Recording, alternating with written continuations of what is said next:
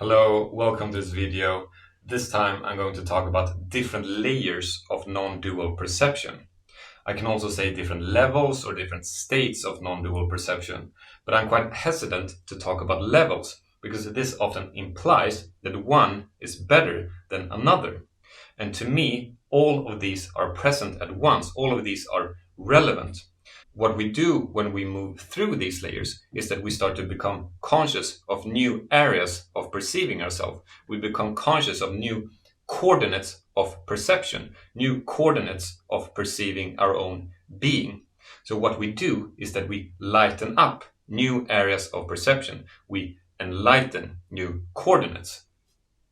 This map that I'm going to share is based on my own experience. It's based on my own investigation of my consciousness. Another person might perceive differently. So this person might draw this map in another way, perhaps adding different layers and so on. But I think this way that I'm talking about it can be useful for most people.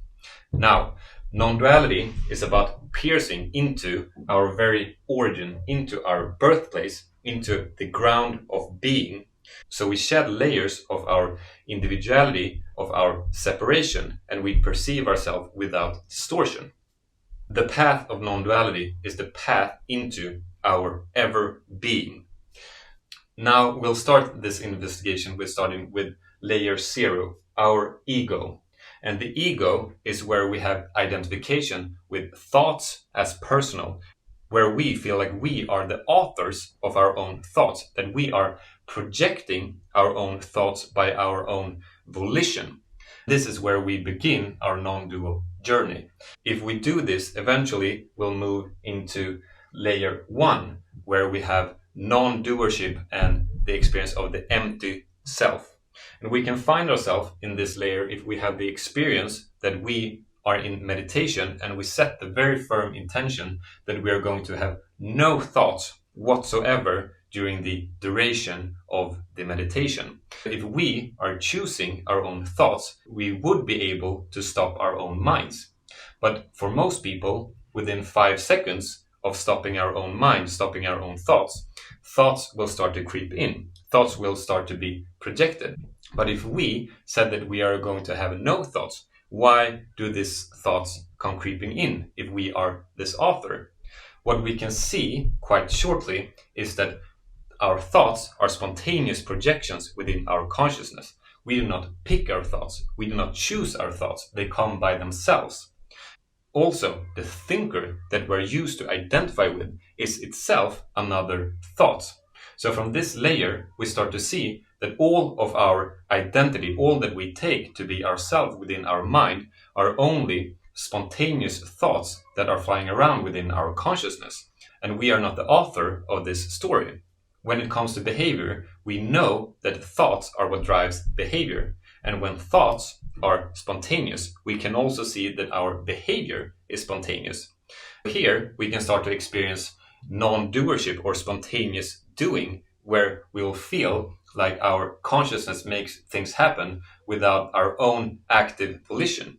The experience from this layer is that we live in a sort of inner non-duality or inner unity, where there are not different parts or any separation within our inner consciousness. However, the outer world can still be seen to be outside of ourselves. We can feel like we are this empty unit with our spontaneous thoughts and emotions at the same time that we live inside of a world out there. And this duality, this split, is something that we solve at layer 2, where we have unity consciousness. So in unity consciousness, we merge our inner reality, our thoughts and emotions, with the outer reality that we take in through our senses.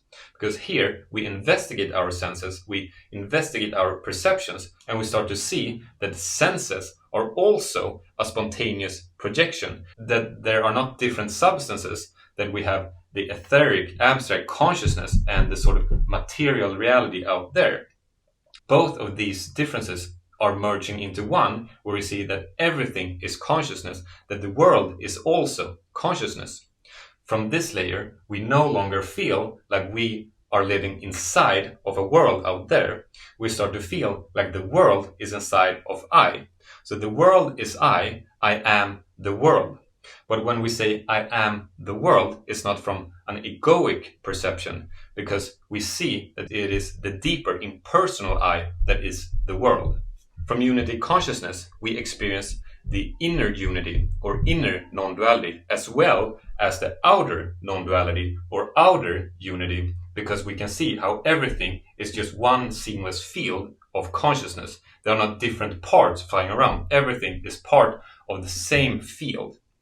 What we have left to pierce when we are moving towards the ground of being is that we can see that I have my own personal experience of this seamless field of oneness, of unity consciousness, and you have a different experience of oneness, of unity consciousness, because we have different windows onto reality. So we live with different perceptions. And this is a subtle duality that we will solve in layer 3. In layer 3, we are in no mind, where nothing ever happens. And we have seen that all of reality is mind. All of reality is a spontaneous projection of consciousness. And mind equals creation. So in no mind, there will be no creation. So nothing ever happens in layer number 3. Here we are prior to mind, prior to manifestation, prior to notions about duality and non-duality. Here we experience the ground of being, where the ground of being in me, the true I, is the same true I in you and in everything else. Everything flows from this point of existence. We have moved through all projections of consciousness and we move into the projector. And this projector is prior to projections. This is only pure potential. So here we have the ground of being. And this is the end of searching our own origin, our own birthplace, and the innocence of being. In this layer, we have lightened up the coordinate of our innocence of our being, the ground of being, where all of reality is projected from. But this doesn't mean that we have lightened up all areas of our own consciousness. We have just lightened up our very, very inception point. So we have all of reality, all the infinities of consciousness left to discover. Now this is one map of how we can navigate our own perception, how we can navigate the coordinates of our attention and investigate and discover our true nature in our innocence. I hope this is valuable. I hope you liked the video. This was all I had to say. Thank you very much for watching. Bye.